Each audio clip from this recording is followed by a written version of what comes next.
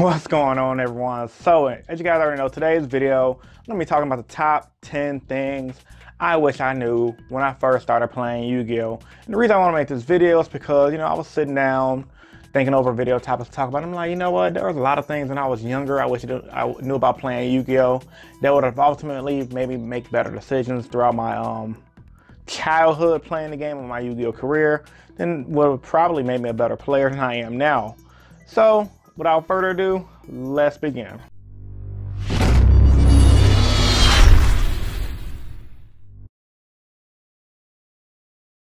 Alright guys, before we get to the actual video, make sure you guys hit the subscribe button and also hit that bell for you guys to be notified every time I drop a new video.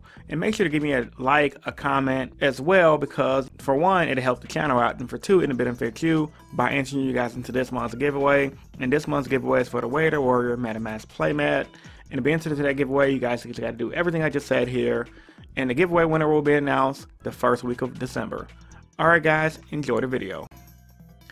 So, top 10 things I wish I knew when I first started playing Yu-Gi-Oh! The first thing I'm talking about is the anime rules are not the actual rules. Now, this is something very common amongst all Yu-Gi-Oh! Players. I started playing the game and since its inception. I was 12 years old.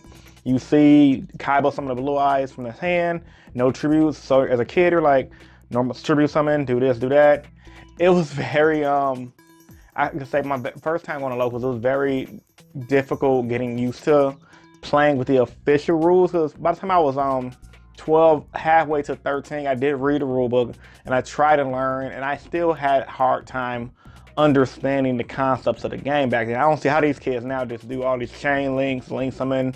These kids are crazy. These kids are geniuses. So, just focusing on the anime and realizing the rules from the anime was not what they were supposed to be. It was not how it was in the game. It just completely threw me off. So, my number 10 thing, anime rules are not the rules. I mean, come on, like Yugi used to they used to just make up stuff as they go away. Oh, play Time Wizard with Baby Dragon. You make your 1,000 Dragon. Like, that does not happen. The card clearly says you have polymerization. Number 9, I wish I knew about the metagame. So, going back to my first time at locals, it was at this locals called Windy City Comics. Closed a long time ago. It was a really chill local. A lot of the original pros from Chicago back in the day went to that local. So it was a really competitive locals, and it was one of the first locals in Chicago to start doing tournaments, because I was a geek online. Yu-Gi-Oh! Tournaments, when, where, how. And, I went there with some jank stuff I made up, thinking I can just compete with anything. I mean, I still have that belief now, even though that's which is why I don't do as good as I guess I could say supposed to be doing. And I got my butt kicked by some guy. I made it to round 3. I played against my buddy. He was using some Blue Eyes Kaiba fusion with Yugi deck. And I played against some guy using Exodia that ended up beating me. I went X2. I did horrible. Well, I did okay. But I went X2 because I played against a guy who used Exodia, but he played 3 copies of everything, and he got DQ towards the end of the day. And the guy that beat me played a legit meta. He played like Dragumo Beatdown with Mirror Force, Solemn Judgment. I believe he had, no, I don't think Ring of Destruction was out around that time, but it was pretty lit. And it was like, that was my first introduction to the metagame. I'm like, wow, it just blew my mind on how you think you can go to a tournament with your own strategy and idea to see if it works. And technically you can, but the way the meta was, you had to play beatdown monsters with some of the best cards to win. And I wish I knew that when I was younger, so it made me say, okay, instead of going to go to my local flea market at the time and drop 20 bucks on a 10, I probably would have dropped the same 20 bucks on a single card like a Mirror Force, and I would have invested my money better, which is the main reason why I bring this up. Number 8, how addicting the game actually is. So, played Yu-Gi-Oh! Anime came out. It was crazy. It was the hot fad, kind of like Pokemon. I did not know 15 years later I'll still be playing Yu-Gi-Oh! I thought, I'm like, maybe when I'm in high school I'll quit. And I actually did quit Yu-Gi-Oh! For a while pre-high school. Like, I really got into Beyblades, and Beyblades was like everything. But, slowly into high school, I realized a lot of people who played Yu-Gi-Oh! Still. And I'm like, well, if everyone else is playing and I see people playing, I'm going to go play. And it made me realize, like, this game was addicting. Like, I went to sleep thinking about Yu-Gi-Oh! I was stealing Yu-Gi-Oh! Cards. Like, I was spending all my allowance on cards. Like, the game is crazy. And, like, 15 years later, here I am. I'm a Yu-Gi-Oh! YouTuber. Like, the game is really addicting, and it's kind of good and it's kind of bad. Because good is because it kept me positive and motivated to do good things. bad because I made some bad decisions, like stealing for one, which is horrible. Like, you know, not studying for school, which led to me having bad grades. I mean, I eventually made them up, but you guys get the big picture. Something that's this addicting, definitely needs to be taken lightly because it can cause some serious things on minor levels. Like, people think that, oh, it's just a card game, you can quit it in time.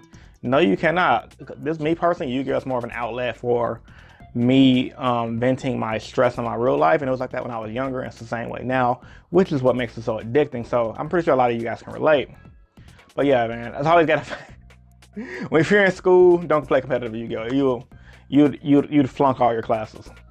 Number 7, the amount of people who cheat on purpose. So when I was younger, I grew up watching Yu-Gi-Oh, Beyblade, and all those specific shows where there was like really team tournament orientated, where you compete and had honor.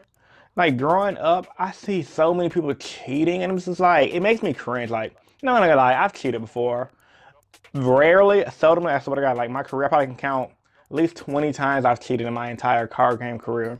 And that's really great because I know people who just cheat for whatever reason. And I cheat I don't count me cheating when people cheat me. I just count that as a fair game. But the amount of people who want to win so much that cheat purposely, it just mind-boggling to me, because it's like, dude, you didn't win. You cheated to get the victory. It's like, do you just want the praise, or do you want to actually know you're good? I can't relate to those people. That's just lame. I will curse right now, but YouTube's trying to demonetize the video. That's just some lame F-U-C-K boy stuff, if you guys know what I'm talking about. And it's just like why? Like, I don't get it. Like, it just, I feel like if I cheated to win a YCS, or if I cheated in anything that I'm trying to be competitive in, where if it's sports, MMA, whatever, I just feel like it's not worth it. And the amount of people I found that cheat this game to just win, just to feel a little, oh, I have to win. It's just like, bro, chill out, man. Go smoke a blunt or something. So yeah, man, it's crazy. Number 6, the amount of thieves the game has. Now, I'm gonna put this on myself. I used to be a Yu-Gi-Oh thief, and I was a scumbag. But you know, we all grow out of that phase. I stopped stealing when I was like 15. So, you know, I stole from one kid who I was kind of cool with, and I kind of felt bad afterwards. And you know, it made me realize, you know, I need to stop this stuff. Ultimately, it was like one of the things like I really regret. But with that being said, I contributed to the problem at one point, and I knew a lot of people who steal, and I know a lot of people who steal, who think I don't know they steal, but I'll be watching them, and it just be like, why? You know, people go to locals to get away from the real world. It's kind of like when you go to arcade. I mean, granted, thieves are everywhere in the real world, but it's just like, man, it's like, this game has a lot of thieves. Going to a regionals for the first time, lights come off and decks get swiped.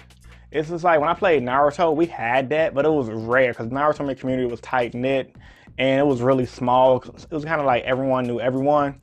But Yu-Gi-Oh, it's just like, my first getting back into Yu-Gi-Oh 2012, lights went off, decks got swiped. Lights went off, decks got swiped. Someone's book bag got stolen. It's like everyone's trying to flip a profit so much, and it's just crazy. And then it's like, that's the obvious thieving.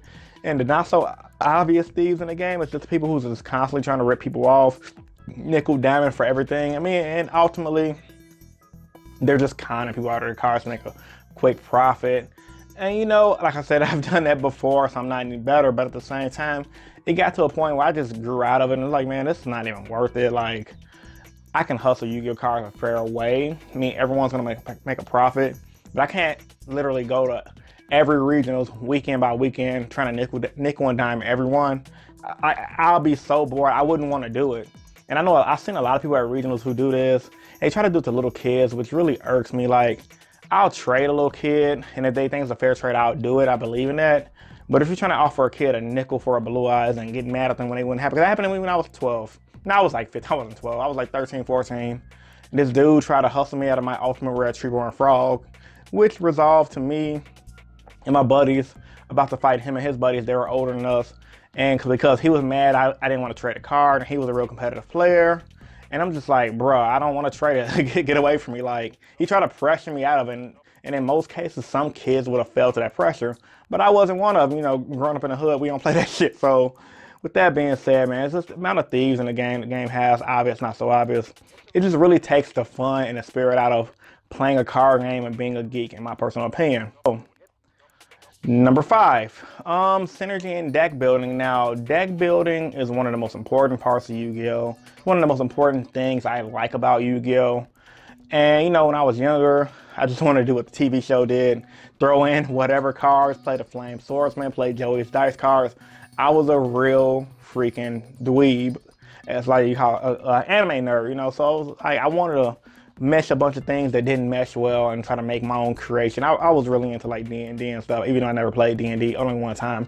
But with that being said, I didn't really understand the synergy in deck building, and I feel like if I did, it'll took me a long way in my early local career than it would have when I first started. Eventually, when I was like 16, I got the rhythm of playing different decks in synergy, and then that's when I quit for Naruto, which led to my Naruto career. You guys already know about that, who's our OGs at the channel, but you know, learning that stuff would have been definitely better for me. Number 4, the importance of consistent practice. Now, first started playing Yu-Gi-Oh! 12 years old, 14, 15. I played it weekends, kinda, sorta, but I really wanted to be competitive, but I didn't understand the importance of practice. I feel like, okay, I could practice here and there and I'd be good. And for the most part, I was decent, but I wasn't nowhere near. I didn't reach my potential as a player until I got older, into my early 20s and into my Naruto days, of course. And if I wish I would have knew those, if I would have had those things, those tools, like when I was 12 and everything else I would listed before this, I think I would have been one of those kids who would have been top in YCS. But back then we didn't have YCS, we had the SJCs, and the kids had to compete with the adults. I feel like I would have been one of those good kids, but that's neither here nor there. I mean, practice makes best, and we all learn. Number 3, chain links. Now, chain links is something we all can relate to, simply due to the fact that it's really confusing. Even today, it's like, you got chain link 1, 2, 3, then you got cards like Solemn Judgment that can't be chained to, and then you have some cards that says they cannot be chained to no matter what, and even if a counter trade is, it gets confusing at a certain point. When I was younger and I was reading the rule book, I'm like, okay, I read the rule book, I still don't understand this. Oh well, I just wing it. So it's one of the things like now I have a good understanding of chain links, but with that being said, back then I wish I would have knew that, and that would have made me a better player. Number 2, how expensive cars was. Now, when I was younger, I was one of the typical kids who, instead of paying $20 on one card, I would rather buy a 10 and hope to pull it and get more stuff. I did not know, I'm pretty sure a lot of you guys can relate, that certain cars were $30, $40, $60. I thought, okay, at the most 10 bucks, 20 bucks, maybe 30. I didn't know Yu-Gi-Oh! Cards went for 100. And I was still getting into the whole gaming scene as a general. I mean, everyone knew about Pokemon cards and the craze of Charizards being $100. I never thought Yu-Gi-Oh! Would reach those levels. And as I got older, I realized how expensive cards was. And that's how the game was throughout my teenage years. And a lot of cards I couldn't afford because I was a broke teenager and I wasn't about that life. And last but not least, the number 1 thing I wish I knew when I first started playing is the amount of weirdos that play this game. Now, I'm not gonna single Yu-Gi-Oh! Out. A lot of people, there are weirdos in every gaming community. Magic, Pokemon, arcading, gaming, fighting games, whatever. But I gotta say, man, I've met some strange people in Yu-Gi-Oh! And I've affiliated myself with some of these people because I didn't know they were strange, or I was just in denial. Man, I met pedophiles, people who I found out was talk to little girls. Well, that's a pedophile, but you know, I found out people who are just effed up in the head in general, and I'm just like, bruh, it just made me like, now when I go to locals, I don't want to affiliate myself with a lot of people unless it's the people I know, who I got to know throughout the years, or who I just talked to and got a good understanding, because this game has a lot of weirdos. You gotta remember, like, a lot of nerds, geeks, whatever. While there's a lot of normies like me and a lot of you guys, pretty much all of you guys are normies, I'm pretty sure there's a lot of weirdos who just are social outcasts. But when they play cards, it's like an outlet for them to make friends. And you know, I'm a nice person. I don't mind, I like being nice to people, and I don't mind being friends. I can be friends with anyone, but sometimes you can't really associate yourself with somebody who might be cool with talking to a 14-year-old girl and they're in their 20s. You know what I'm saying? It's just weird, bro, but that's neither here or there. So yeah, man, I don't want to keep this video too long. It's probably like 16 or 20 minutes. Post your thoughts and opinions about this video in the comment section down below. Also post what are some of the things you guys wish you would have knew when you first started playing Yu-Gi-Oh! I mean, I started playing Yu-Gi-Oh! Since the beginning, so all of these things were kind of fresh to me, and the gaming world was still new to me. Now that I've been around the block more than once, I've kind of been open to new gaming experiences. Like, I'm kind of used to the whole stuff. And hopefully by hearing some of these things out, a lot of you guys who might be up and coming card players can be used to them as well. So with all that being said, man, this is Innovation Yu-Gi-Oh! And I'm signing out. Peace.